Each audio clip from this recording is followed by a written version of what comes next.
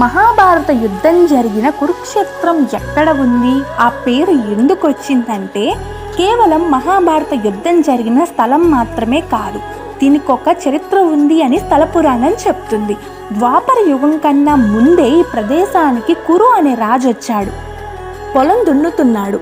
అప్పుడు విష్ణుమూర్తి ప్రత్యక్షమయ్యి ఏం చేస్తున్నావని అడగ్గా సత్యం, దయ, క్షమ, దానం, స్వచ్ఛత, నిష్కామం, బ్రహ్మచర్యం, యోగం అనే 8 పంటలు పండించడానికి ప్రయత్నిస్తున్నా అని చెప్తాడు కురురాజు.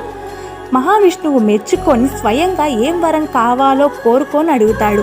అప్పుడు తను చనిపోయిన తర్వాత ఈ ప్రదేశం తన పేరుతో వర్ధిల్లాలని, ఇక్కడ చనిపోయిన ప్రతి ప్రాణి స్వర్గానికి చేరుకోవాలని వరం అడుగుతాడు. విష్ణుమూర్తి సరే అని వరమిస్తాడు. కురురాజు క్షేత్రంగా మార్చాలి అనుకున్న ఈ ప్రదేశం కురుక్షేత్రం అయింది.